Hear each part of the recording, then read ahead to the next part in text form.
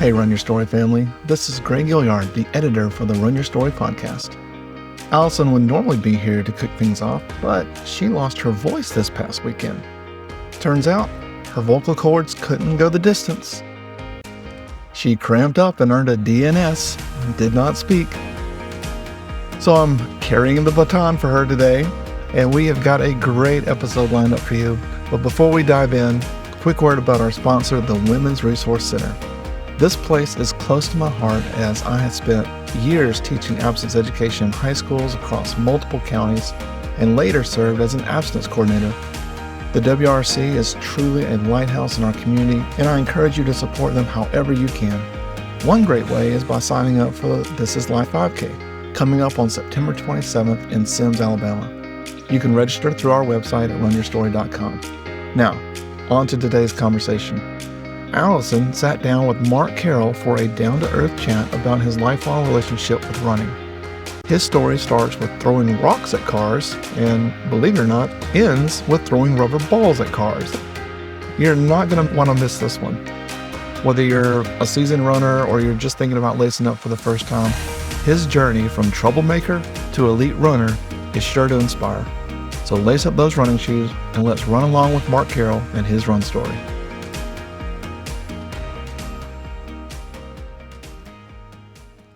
Well, welcome, Mark. Thanks for being on the podcast. Thanks for having me. This is so neat. I can't believe this.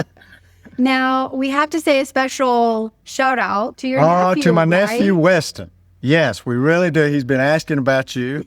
Well, hi, Weston. There we go. And he's a special guy. He's 42.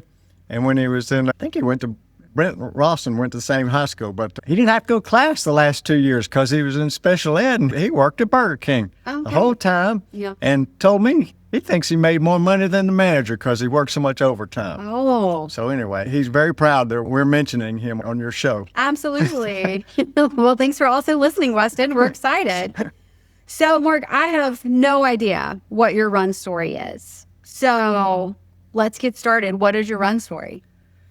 Well, my running story I started running seriously when I was about 7 or 8 years old. Me and my buddy Larry Paulin were throwing rocks at cars. And, and he says, "You hit Popeye." And I didn't know what he was talking about until this guy backed up and rolled down his window, and it was Cousin Cliff, who was a TV star in Birmingham who had a children's show.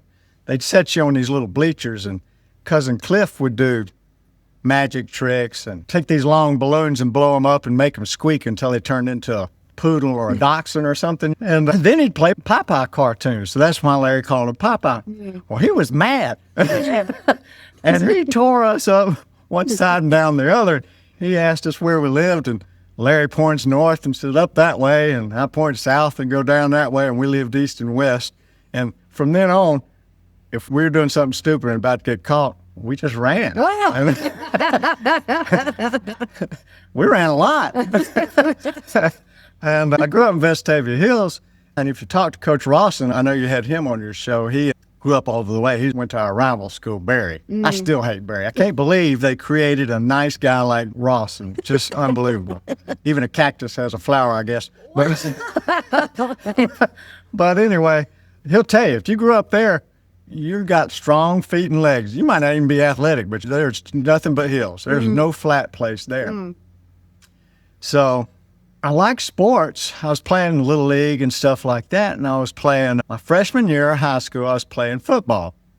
I weighed about 110 pounds, and it was the last day of spring practice, and they taught this crazy way of tackling. You put your face mask in the guy's chest and wrap your arm. Well, they didn't tell me if Chris McCallum's accelerating for 10 yards, that's not a great way of tackling. He just steamrolled me.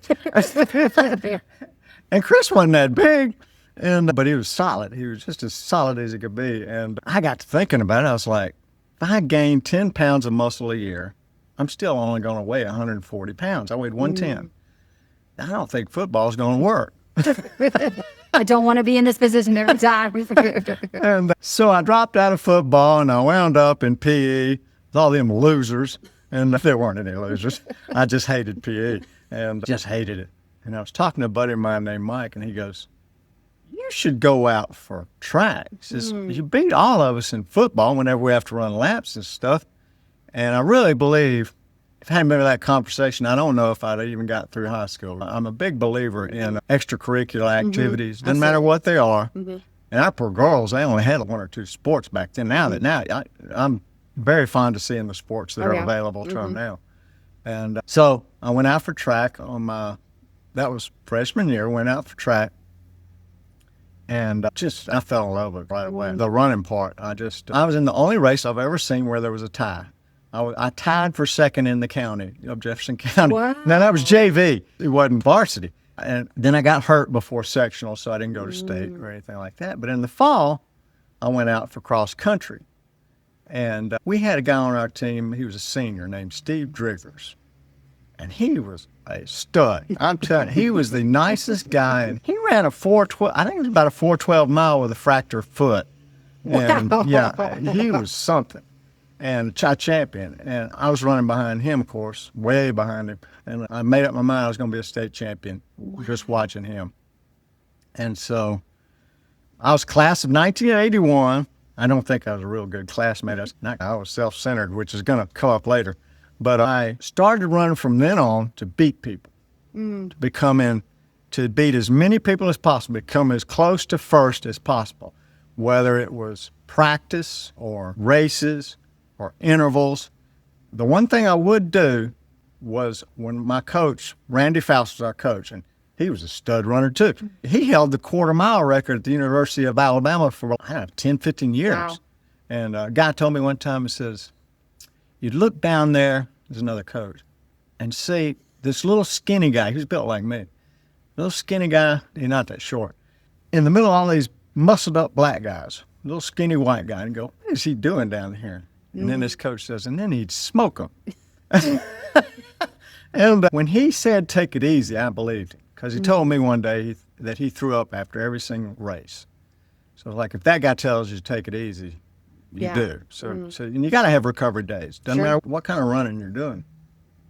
But other than that, I ran to beat people, which is the wrong way to run. I didn't know that till I turned 59. But I don't know if I could have run any other way. It was my attitude. My senior year, well, let me say two. There was another runner behind me named Coy McCoy, and he was he was way better than me. He hadn't come into his full stride. He was a junior, but that guy and his family have about 12 state championships from Vestavia. The McCoys, if you see a champion from Vestavia, they owe the McCoys kind of a debt of setting an attitude of success at Vestavia Hills. And so he was behind me, and he would push me. And I got to the state cross-country championships. I got fourth in that. I expected to do better, but there was a guy from here in Mobile named Hightower. There wasn't anybody going to beat him that day. I might could have got second, but he was out there. And so I was coming up on indoor state championships, and I thought, you got to win this because you get hurt every spring. And there's 1 mile and 2 miles what I was going for. And I sat and plotted out it was an indoor track that was banked and it was wooden. And I plotted out every straightaway and every curve where I wanted to be. I wasn't racing for time. I was where I wanted to be in the race. And what I would do if somebody took that position or tried to take that position away from me. And so I wound up winning the 2 mile. I had a pretty decent time on that. But the mile was about the slowest mile there was ever. But I was a champion. My job was coming first. It wasn't about time. And I hit. There wasn't going to be. Didn't matter how fast we win. I was going to win those 2 races. But I finished. I was like, I sure hope somebody in that next heat don't come up. So I wound up with a scholarship at Jacksonville State University, and I ran for a couple of years. But the problem was, I started having this battle with depression and alcohol. And running will soothe your mental and emotional health a lot, but it's not a solution. And so it held me together all through high school and the first little bit of college. But then everything just started falling apart. They closed the team at Jacksonville State, and I wound up it was just a mess. And I had some physical problems, so I'd stopped running. I don't know how long I'd been stopped, but the rest of it was still getting worse, just worse and worse inside. And one night, I never forget, I thought, if I could just start running again, I can keep this stuff at bay. And so I went out one night and I was running up. There's a hill, and nobody calls it this except me and Larry and a few other people. It's called Bruno. We call it Bruno's Hill. And it's about 1/10 of a mile, and it's really steep. And towards the top, it turns up even steeper. For like the last 30 yards, it'll turn up even steeper. And I was running up that, and I got towards that last part where it turns up, and I was like, I'm not going to make it. And I prayed. I said, please don't take this away from me, because I didn't know what else to do. And I couldn't make it, and it broke my heart. I almost thought I was going to cry. So that kind of put an end to that, and things did get worse for several years. I finally wound up in Gulf Shores when I was 31. I fell in with people who knew something about staying sober and that sort of stuff. And they told me, they go, well, Mark, your problem is you're selfish and self-centered. And I didn't quite know what they meant, but I believed them. And I was like, okay, we'll work with that. And so then I started, and life really started becoming an adventure. It was great fun. And then I'd run now and then, but it just wouldn't work. Every now and then I'd go, I think I'm going to try and run. I just couldn't piece it together. I don't know what it was. So I started running. I would try every now and then. It just wasn't there. And then in my 40s, I developed neuropathy in my lower feet, in my feet and lower legs. It felt like fire ants sometimes on the inside. So by that time, I was like, well, you just can't run with that. And when I turned 59, my doc says I needed to be on blood pressure medicine. And I'm very independent. Really, I don't like depending on people. I'll do it to a fault. And you got to pull back from that sun. You'll wind up back in that blackness that I was in before. I said, I don't want to take blood pressure medicines, and I'm going to start walking. I said, I'll walk 3 miles, it's a little over 3 miles every morning, and just see what happens. Well, the way I walk wouldn't have helped. I'm an ambler. I just amble around. Well, I was like, what does that mean? I just walk slow. You don't get your heart rate out. It's nothing to it. It's just, it's great for the soul. It's probably better for your soul than running or cycling or anything else, but it doesn't do anything for your health. And it won't make you lose calories. Not that I need to lose any calories. It's just nothing. But I really enjoy it. It was just like joy. And, so at some point I was like, well, I'm going to run this last mile. And I ran the last mile, and it was a little hard. And I was like, well, I'll go to 2. Well, I couldn't do 2. So I thought, I'll run 1 mile and 400 yards every day this week, and then next week I'll add 400. Wow. And that's how I started. And when I got to 4 miles, I just couldn't believe it. And my younger brother, I was telling him, and he goes, what do you want to do? Do you want to run a 10K or what? And I was like, I don't think I ever want to run 6 miles again. I said, but he put that idea in my head, and I was like, I think I'd like to run a 5K. And I started Googling. I didn't know anything about the running community. I hadn't done it in 35 years, anything. And so I looked up, and I saw this hurricane run over here on Dauphin Island. And it was about 10 weeks away, and it would give me time to train for it and stuff. In the heat. Good job. Yeah, that's a good one. That's true. Yeah, it was hot, too. And so I got over there, and my whole goal was to not walk. Okay. That was the whole goal. I didn't want to walk. And I have a problem. When a gun goes off, I go. Okay. In fact, I was at that polar bear swim at the Floribama one time. Okay. It's not a race. But I'm standing around there with my other nephew, and the gun goes off. Next thing, I am running. I am racing. And I'm halfway to the water and go, why? What? It's just embedded in you. Yeah. Like, you were like, I've heard that. And I was like, well, I'm already here. I might as well get first. And so I was first to the water. Wow. So when I got to the hurricane run, I was like, you don't want to do that, Mark. You'll have to walk if you do that. So there was a young girl there, and there's 2 young girls there, and they were real athletic looking, and they're only like middle school. But I was like, are y'all fast? And one of them points to the other and goes, her name was Mallory. The other one isn't that good. So her name was Mallory, and she said, she's fast. I said, okay. I said, how fast are you going to run? She's like it's like 21 minutes or something. That's quick. And I said, okay, let her go. She had this bright neon top on. So I'm like, let her go. And that way you're not trying to overrun your start. And she did. She took off and just left me in the dust. But I'm running, and stuff started happening that I didn't know about running. There was a guy behind me, and I could hear him catching up to me.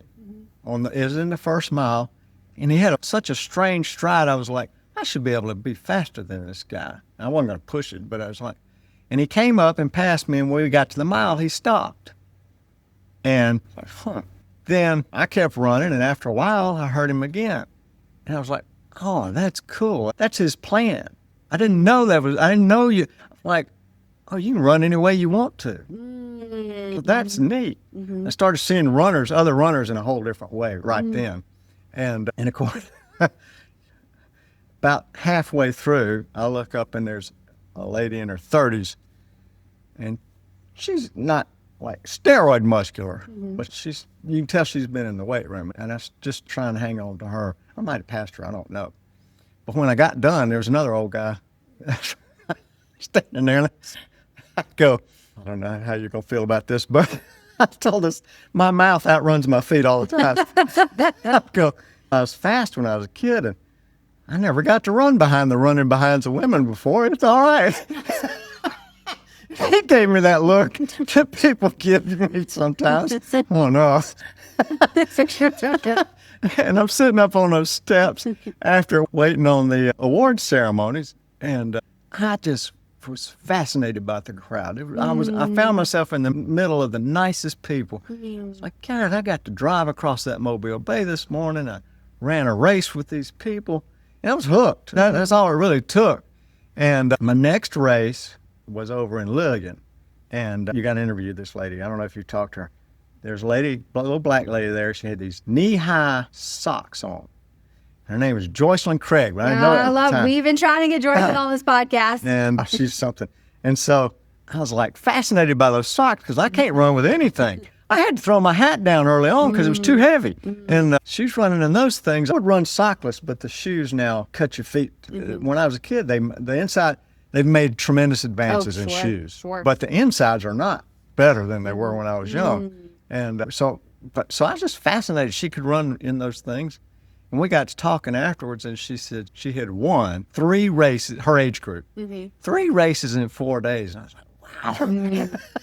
Joycelyn's a monster. She's a beast. Oh. She is special, and the sweetest person. When I see her at a race, it just lights my day up. And so I won. First time I finished first in my age group. You don't really win because you're not running against other people. That's an illusion, right? You can't tackle them. There's no defense or anything like that. So really, it's in your mind. That part is in your mind. You're really running against yourself every time. But I did finish. I do kind of like to know where you finished. And I finished first in my age group at the Turkey Trot for Hope, the one that they had to do at the Battleship. Oh, yeah, Thanksgiving morning. Yeah. Yep. I think For Camp Rappahoe. Yeah, it's a wonderful race. It was like 1,200 people there. It's insane. And it's even bigger now. Yeah. And I finished first in 55 to 59. And I was like, I can't believe it. I came over here, all I wanted to do is not poop in my pants. Because it's true, because I got all kinds of stomach problems. And there's some good runners here. No. And that first race I'd raced at Hurricane Run was like 25:06. And I had started dropping minutes off. And just from then on, I was just hooked. And I started picking up these people that inspired me. And like Mo Higgins. I don't know if you know her, but her and her little friend Rachel Gonzalez. Mo ran 153 marathons. Wow. And Salty, I wanted you to interview her, but you'd have had to have a dump button. You'd have had to have a delay. Her language, it was sharp. One day I said, why is the flag at half staff? Blankety blank, I don't know. They put that blanking thing down for everything. That almost gave me seizures. I go, Mo, there's children around here. She's, oh yeah, the children. And so one day, one race, I heard her talking about her health, and I go, and I didn't want to interrupt. There's several people talking to her. But I got up to her neck. I said, no, I heard you talking about your health. Are you doing all right? Are you okay? She says, no, I'm not okay. So, I've been battling stage 4 breast cancer for 10 years. She says, I'm never going to be okay. She says, but you just she softened up. She goes, you just keep going. And so she died this past spring. And she was remarkable. Took up hockey after she had breast cancer when she was 60 years old.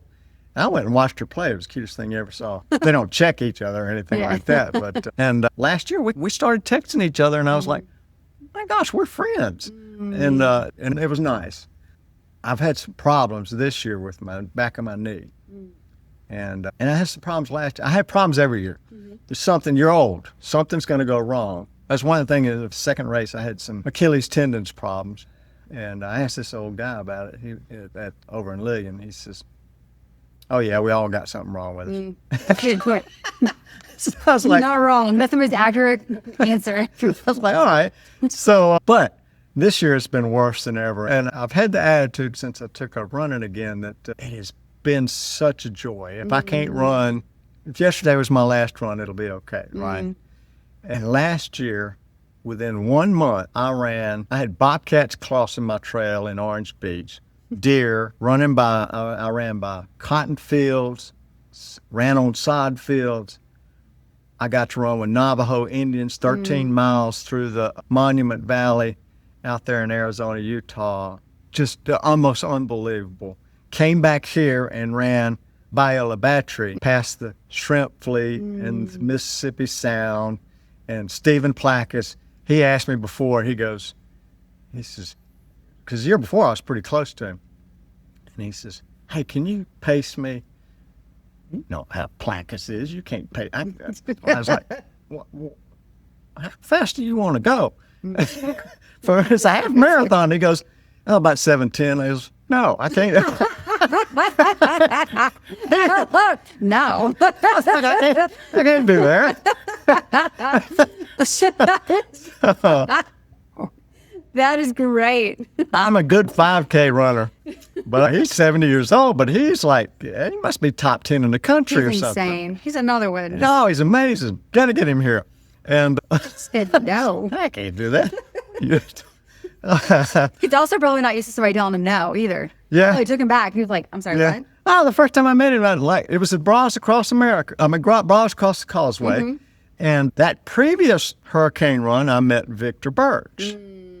And he was the nicest guy. Everybody running is just really, there are very few that I hardly ever run against, any that I don't like. But Victor was so nice. And I asked him some advice, and I was looking forward to talking to him more about running when he got killed by that driver. And but I didn't know about that. I had gone across country and had gone to Las Vegas and drove back. My mother had died, and she'd always wanted me and my brother to go out west. And I ran in Nevada, Arizona, New Mexico, Texas. I skipped Louisiana and got into Biloxi at night and ran Gulfport on that sidewalk down there. And the moon was out across the Mississippi Sound. It's just unbelievable. But anyway, I got to the Bras Across the Causeway, and that's when I'd been in a couple of races with Stephen, but I didn't see him. And we got to talking, and he beat me that day, but he goes, he's a lot more modest than this, but he says, I ran the Tokyo Marathon. He says, my heart started fibrillating about mile 22, so I had to walk a little. Blessed. And let's be honest, his walk was probably what, a 9? An 8, 9. Who knows? I don't even know if he knows me, but I'm telling you, I know him. Did you really walk? Just gliding across. And so anyway, I've had problems this year with my knee, and I can barely get put in 2 miles some days. And I think, well, maybe my running career's winding down. I don't know. I didn't plan on it lasting that long. I didn't plan on it being like this. It's amazing. So it's okay, but it's the attitude you have toward it. That race at Viola Battery, I can look at it 2 ways. I got over there and I carry these pink bounce balls whenever I run, except for during the race. But you'll see me if I'm at a race, I'll have one of those and I'll be bouncing with it. And every time I'm on my workouts, I always have it. Every workout I carry one. And I was at Viola Battery and I bounced it, and it bounced off a rock and then went down in this hole. And turns out, and it was my favorite one. I got several of them, but it's the one that had been all across the country and everything. And it went down in a hole. I'm like, crap. And I got down in there, and the hole went into a drain sewer. So there's no way to get down to it.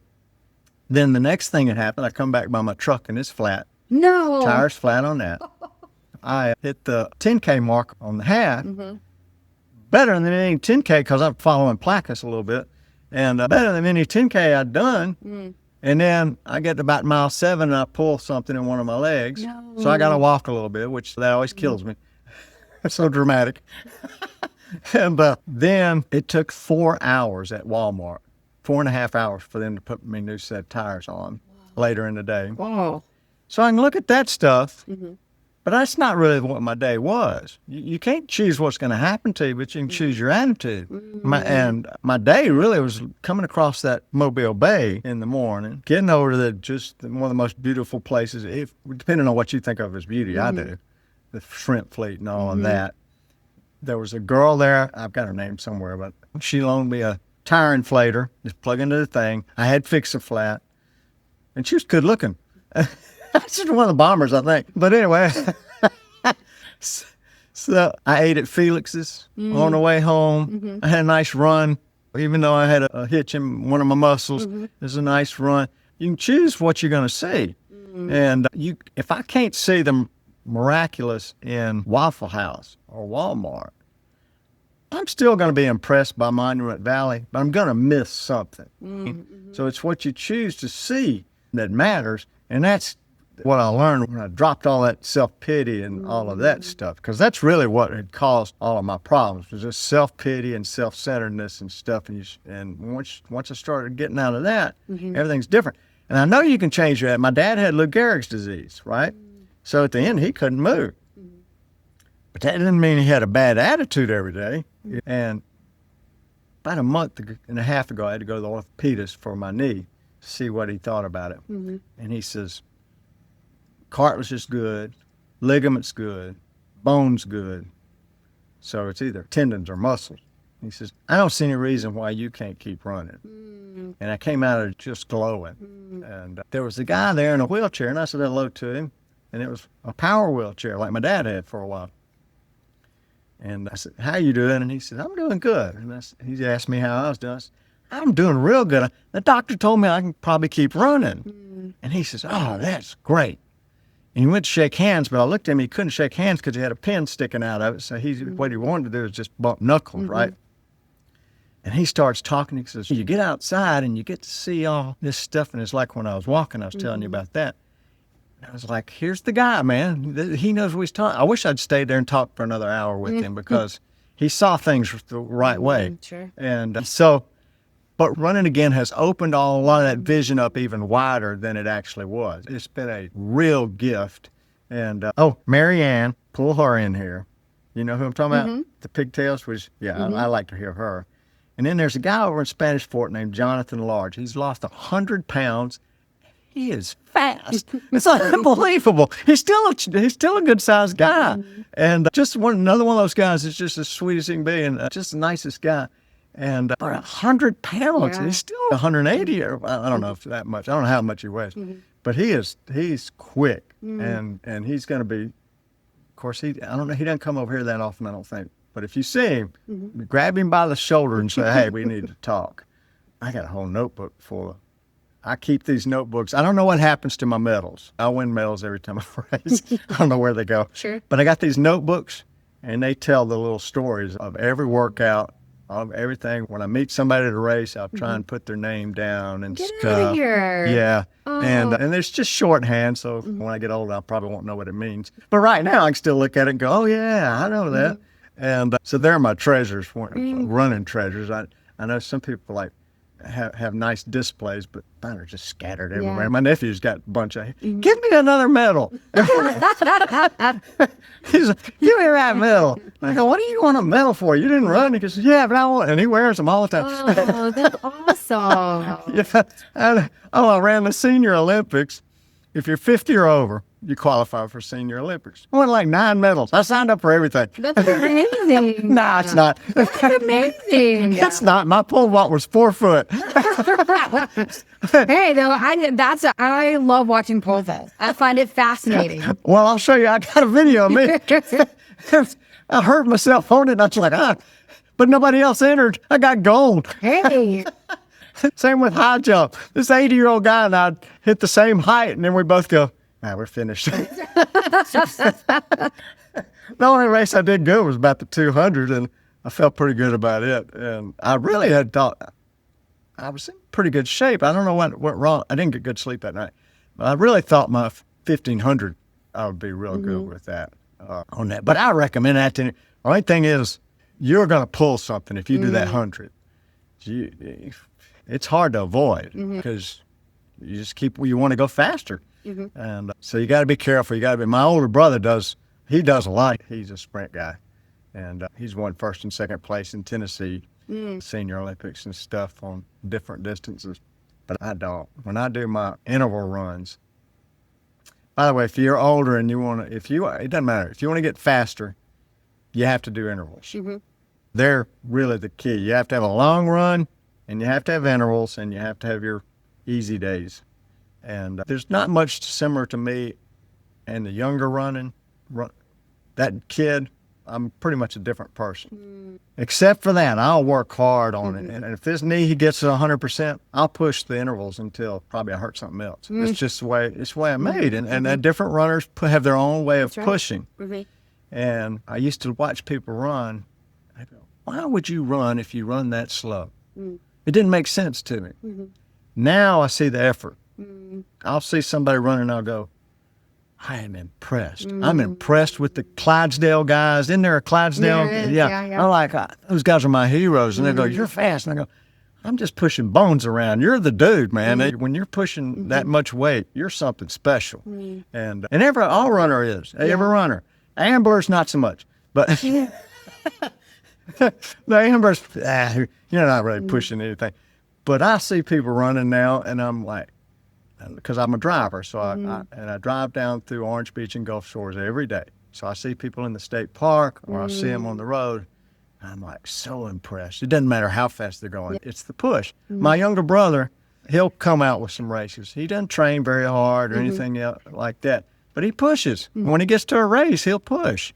And that's what running is, kind of. Is when you know you're pushing. Doesn't matter where. That guy that was running 1 mile and then stopped, he pushed. Yeah.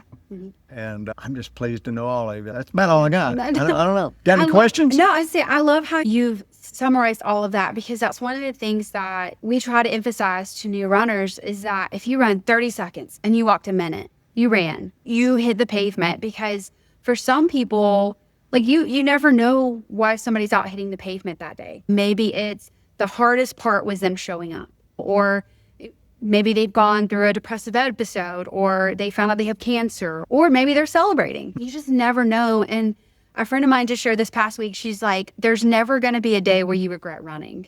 We talk about, that was a bad run or whatever. And it's like, but there's no such thing, because we got out there and we ran. And as you said it too, there are some people that they can't physically run, but we can, and we get to do this.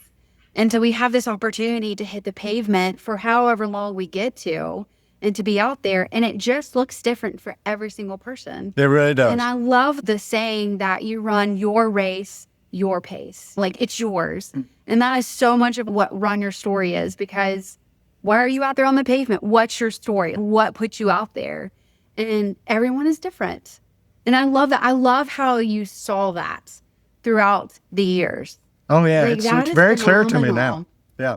I had, at one time, I was like, in fact, probably before I really started back, I was like, anything over 22 minutes is jogging. It's so stupid. Because I'm telling you, that first hurricane run at 25 minutes, I was running. Yeah, right. Yeah. So that whole attitude has changed a lot. This past year, I broke 20 minutes the last 2 years, 5 or 6 times. Wow. Which is, there aren't many old guys doing that. That's amazing. But every single time, the course is a little bit short. Oh. So, and like somebody will try and console me. They go, well, Mark, you beat it by 30 seconds. And it's only so short. And I go, no, it's not. It's not until I get a right course have I done it. To me, I don't know why. And so, but I'm fast. I mean, you had a guy on here, I think, who cheers people at the end. That guy was at the call, him and a couple other guys, younger guys. They were at the bras across the Causeway. And they were cheering people when we came in. And I was like, oh, that's fun. I didn't realize that was fun. So now the best part of being fast is I get to turn around and there's more people to cheer in when I turn around. And those guys taught, I don't know what their names are, but I was like, that's neat. And I'd already started encouraging people when I get to about halfway through a race. I can remember when I first did it. There was a kid, and I had a pretty decent pace. He was only like 12 or something. Mm-hmm. And most of the 12-year-olds, they fall off. They start real eager, and they fall off. But he was hanging in there. Mm-hmm. And we got to the 2-mile part, and he started to flag a little bit. And I was catching up to him, and I got up next to him. And if you want to, you can take the heart out of somebody. Or I thought you could, because you can just blow by them. Or you can say something and just blow by them, and then they're like, it's just discouraged. I was like, come on, man, let's finish strong. He says, all right. And so then I matched his pace. Instead of leaving him, I matched his pace until he caught his breath. And once he caught his breath, he took off. I couldn't stay with him. I'm like, whoa. But he got me under 22 minutes for the first time because he did that. And so it was way fun. And after that, every time I'm, like if somebody's near me around 2-mile mark or closing in, I'll say something to somebody. I said it to Victor Birch that day at the Hurricane. Him and another younger guy came by me, and I was holding with them a little bit.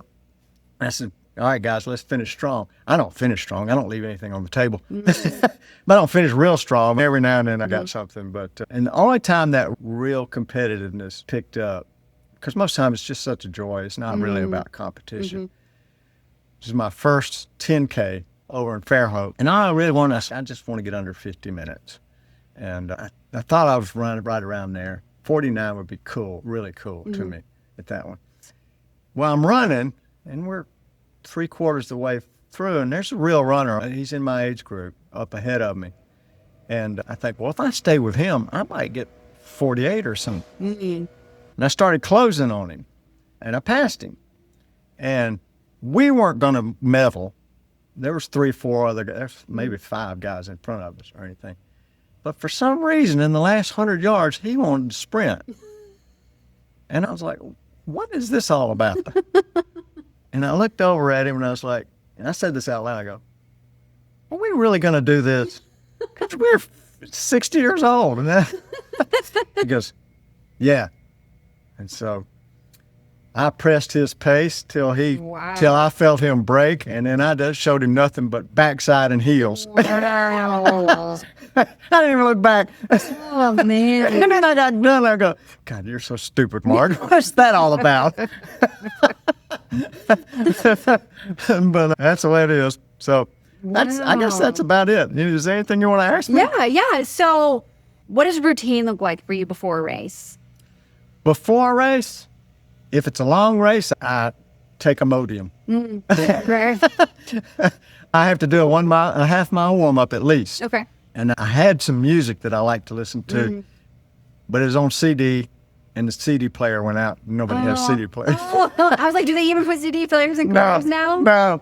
And I could probably get one, but it won't fit that car. No. So I had that. What else? I try and make sure I scan crowd, not for competition, but for people like Joycelyn, people that that kind of thing. I want to make sure I can say hello to them. Sure. So that's about it. I don't eat much. A little bit of coffee, maybe half a banana.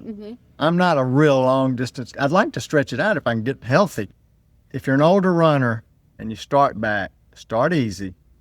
And after about a year, if you're hooked, you need to get in a weight room and find somebody telling you want to do injury prevention, not trying to do max weights or anything like that. It's injury prevention stuff. Anyway, what else? Yeah, I was good. When you cross the finish line, do you have a post-race routine? Turn around and start cheering people in. I love that. Yeah, I love it. I love that.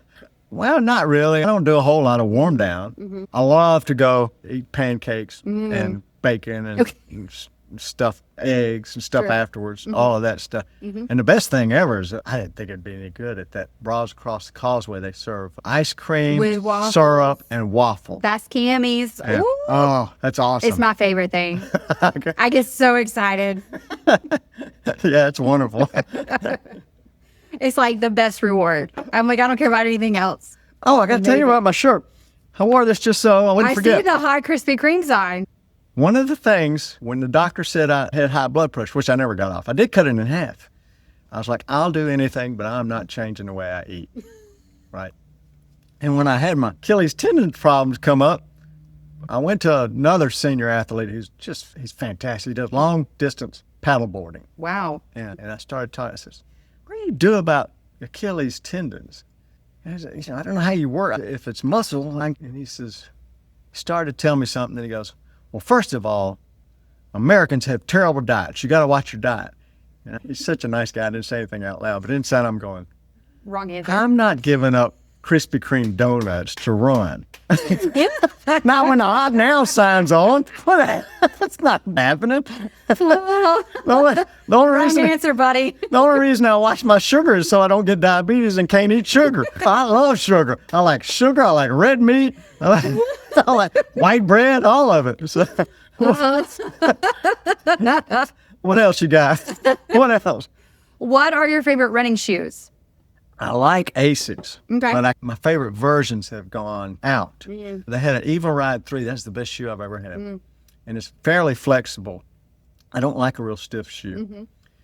So I've got a pair of Trinusa 16s because I thought I could go cyclist in them, and I did a couple times, okay, but they just won't work. And I like Hoka's. I think I'm going to switch to Brooks, though. I've seen a couple of theirs that I've looked at the reviews, and I think that'll work for me. I don't like too stiff a shoe, is all. But get a good shoe. My mom taught me. I can remember I was coming around the track as a freshman. I don't know if it was a race or not, but I wanted to accelerate. And I had thought at that time running shoes was just a marketing gimmick. And I had shoes that looked like running shoes. Okay. And I wanted to accelerate. And there was a lag in the shoe, and I could tell it. And so my parents grew up in the Depression, and I really was iffy about asking them to get me more expensive shoes, you know.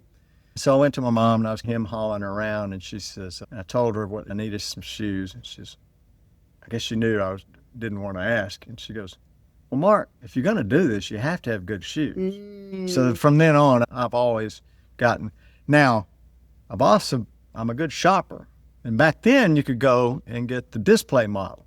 So one would be a little yellow, and the other one would be chartreuse, but I didn't care. Wow. Okay. It didn't bother me. And you get it down, you get like a 30% discount or something. Yeah. You know, get Nike waffle trainers, which was what I had that was a great little shoe. I mean, the inside of that was just like a moccasin. And you can still get decent shoes if you shop, you can find them. I like our shoe stores. I like supporting them because they support the races. But for some of us, I don't earn a lot of money. I have to watch. So I got these over here at Run and Try. But I only did that because I won a discount card. Not I won the races. Yeah. But they were nice. I liked them. So anyway, what else? Oh, well, and I was going to go back to the shoe thing is that it's the one thing that I will not skip on. Yeah. And it's because I know it's like what your mom said. If you want to keep doing this, and I mean, you've already mentioned it several times that if you don't have the right equipment, there's injuries. We still get injured with the right equipment. And so it helps get you a little bit further, or a little bit longer. So I like that very much that you hit on that. What is a running item that you will not go running without? On workout, just that rubber ball. Okay. So tell me about the rubber ball. It's just kind of an affectation. I started carrying it when I was walking. There's so much to see if you go for a walk. If I started getting into my own head thinking about tomorrow or yesterday or stuff like that, I'd bounce it and then focus on what God's put in front of me, kind of stuff. Yeah. So when I started running, I just kept it up. Plus, it's good because I don't carry it in races, and I didn't know when I went out to Monument Valley, I didn't know two things. I didn't know that's an altitude. It's not real high. It's 5,200 feet, I think. And you run at that south rim of the Grand Canyon. That's higher than Denver. My breath, I was like, I didn't even know what was going on. I ran about 5 miles. The first 2 miles, I was like, God, it's hard running here. But anyway, when I got out there, I didn't know how dry it might be, if I might get dehydrated. Usually a half is not that bad. And because it's Indian, it's not the whole land. They don't want you throwing cups down. So I wanted to carry a little, I didn't need much, but a little bit of water with me. And because I run with that ball all the time, it's just the same as the ball. I was swapping hands with it. I can't brag enough about that. That's the Monument Valley run, the Veterans Run. And it's a real treat. So. That's amazing. Wow. Do you run with music? No, Okay. I want to hear the dog that's going to bite me. And I want to hear the car that's going to run me over. I do, like I just said, I did have my, you asked about that ball too. The other night I threw it at somebody. I've done it 3 times. Okay. Yeah. When they crowd me, Oh, when you were out running. Okay. I'm out running and this dually comes over the hill. I'm on my side. I'm on, there's no reason for him to crowd me. He starts coming across the middle line and I keep going more and more towards the weeds. And finally he gets beside me and I chuck that ball at the center. I thump. Like, oh no, I'm the only person who runs here every night. He's got a gun. Everybody in the dually has a gun. I've done it 3 times. I've hit 3 different cars with that ball. Wow. Or a ball. Yeah. Okay. Well, I mean, in your defense, they don't see it coming, so they don't know what's happened. So, for longer runs, what do you fuel with? Do you take anything with you when you go run for longer runs? Yeah, I like the goo. I like the banana and strawberry, but it's very rare that I need to. Okay. Because my longest runs are around 10 miles. And when I do 10 miles, I'll usually carry something with me. And I usually run where there's water available. There's a church. There's always something. If something gets sideways, I hadn't had it happen really. The only time I've really overheated was that first hurricane run. And I dumped some water on my head and I was ready to go again. Sure. And, but you got to be careful. The older you get, the more you have to think, where's that available? You know, is there a church? Really, where's the porta johns? Yeah, absolutely. Even on my practice runs, I'm like, okay. And I've had to go under a number of bridges and stuff. That's really what's kept me from doing the longer runs is stomach problems. It's hard to figure out how to do those. The other thing, when I do a half, you don't really need a carb pack, but I do it anyway. And it's white bread is the best stuff. It's got a lot of carbs. It's got some calories to it. And it's real easy on your stomach. So I'll eat a bunch of that stuff. If the race is Saturday, I'll eat a bunch Wednesday, light Wednesday, and then a little bit less on Thursday. And 3 or 4 days before is plenty. But I don't really have to. It just makes me feel better. I don't want to get out there and start having the energy sapped from me. Yeah, absolutely. Yeah, very good. Do you have a favorite recovery tool? No, not really. I try and roll and stuff, but I'm essentially very lazy. That's why it took so long to get into the gym. Now I like it. That's where I listen to music. 1972. Just listen to 72 all the time. Gotcha. 72. Sometimes I get tired of it. I'll go up a couple of years or down a couple of years. But recoveries, if I do intervals, the next day is a reasonably easy day. When I do my long run, the next day is a reasonably easy day. I don't do 2 hard days. Nobody should. Don't do 2 hard days in a row of any kind. That's good. That's good. What is your favorite length to run, whether it's race day or it's a training run? I like the 5K. And the reason is there's a downside to it. You have to start fast. You got to go fast in the middle and you have to go fast at the end. There's no, you don't like, well, I'll pick up the pace later. It's over too fast for that. But at the 5K, you see a larger range of people. You'll see children. Sometimes you'll see 3 generations running. Children, older people, new runners. It's just a really neat mix of people. When you start going up into the larger, longer races, it's a more elite crowd, and which is okay, but it's not. And they're still nice people. I'm not saying anything like that, but to me, it's really neat to be with that really rich mix of people. Let's say that somebody comes to you and they're like, Mark, I'm brand new to running, or I don't know that I can be a runner. What is a piece of advice you would tell them? I have a way of starting. When I take a break, I'll take a 2-week break or whatever, twice a year. And when I start up, I'll do this. I will find grass and I'll do 4 laps. Let's say it's a football field. It's not quite a quarter mile, but I'll do 4 or 5 laps. And so that'll be close to a mile. Then I'll do 10 40s. And when you get older, you don't want to start from a dead stop anymore. That's when you start pulling muscles and stuff. And I'll do them about 90%. And then you run up to your start line, you jog up to your start line, and then you're going 90% to the 40. And I'll do 10 or 12 of those, and then a 4 lap or 5 lap walk down. The next day I may jog 2 miles or a mile or whatever I can do. And this is when I was really starting back. The next week I'll do the same thing, but with hundreds. And I'll do them every other day. And that'll get you First, it'll get you a sense of speed. It also helps you start running with your feet more straight. Everybody has a little bit of a turn, or a lot of people do. And that's okay. You don't want to try and go perfectly straight if you're not that kind of a runner. But you can straighten your feet up a little more straight you are, the more efficient you are. And you can start learning that from that drill. And then you go into whatever your routine is going to be. After those 2 weeks, your real training starts. That's a pre-training set there. So That's good. It's different. I haven't heard that one. When you want to quit or it's hot, is there a mantra? Do you have a saying, something that you tell yourself to keep going? yeah, I go, well, Mo was still running. She had stage breast cancer. But there are days where you just quit, especially in the summer. I don't know what it, not you, but me. And it was really, I was like, I'd be shocked by it because there are days where I don't feel that bad, but something in my head goes, that's it.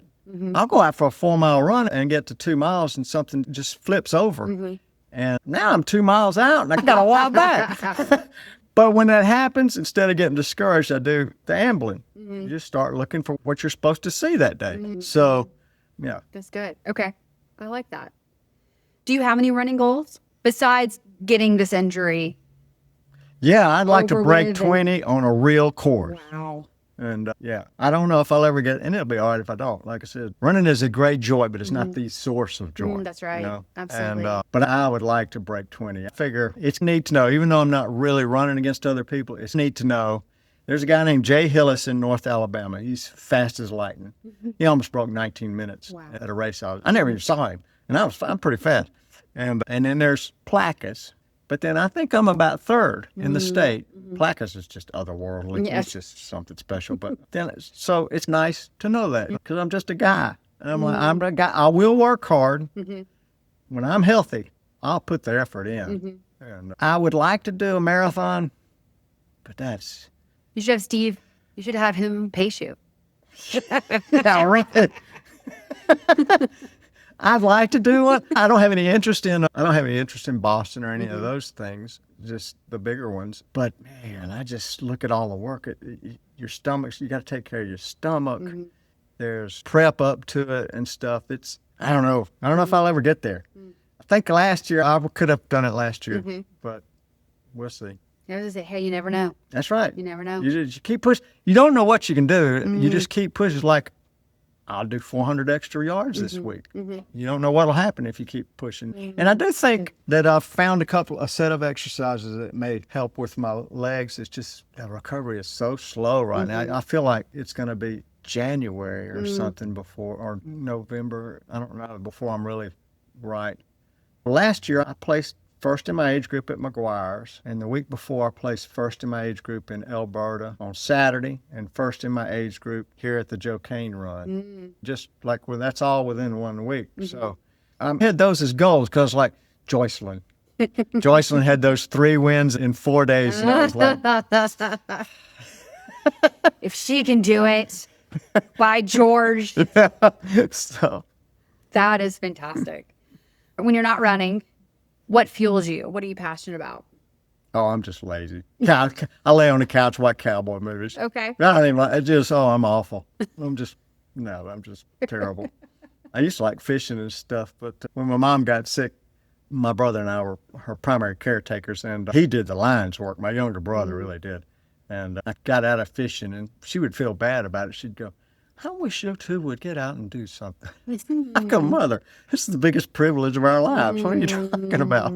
So I don't really there's not a lot, but I'll go do stuff. It's it's just random though. There's not one thing that I do. Okay, very cool. Mark, any final words of wisdom, my friend? First of all, is that thing about attitude. You get to choose your attitude. People don't think they can. They think it overwhelms them, but you do. It takes work and prayer and stuff, but you do get to choose. It's the only thing you get to choose. You don't know what's going to happen to you. But Coach Faust, when he told us to take it easy, when I first started getting better, when I put down the alcohol and all of that mess, there were people who would go, you take it easy here, here, and here. And I would pay attention to him because of what Coach Faust had told me, right? So there are places where you've got to take it easy. And especially if you're a push. If you push the way I do or the way a lot of runners do, that your recovery, your rest, your taking it easy time is important. It's important mentally and physically too. It's important spiritually. You're supposed to take a day off every week. Yeah. So, Mark, this has been amazing. I'm so glad, like, just all the wealth of knowledge that you shared in your heart. And again, just thank you for your story and sharing it. It's absolutely incredible. oh, it's been fun. Thank you for asking me. Absolutely.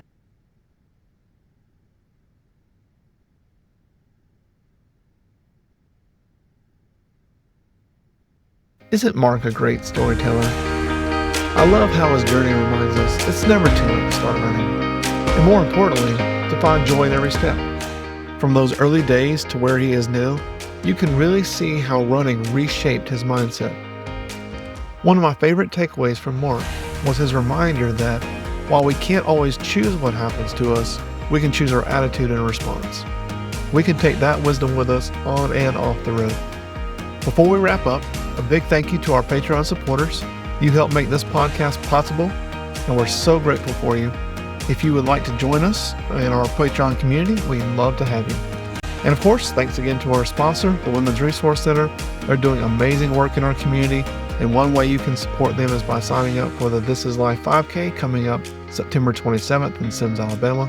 You can find the registration link at runyourstory.com. If you enjoyed this episode, please leave a comment, share it with a friend, and help us spread these stories. Thank you, Mark, for sharing your story, and thanks for listening to the Run Your Story podcast, where every story needs to be heard.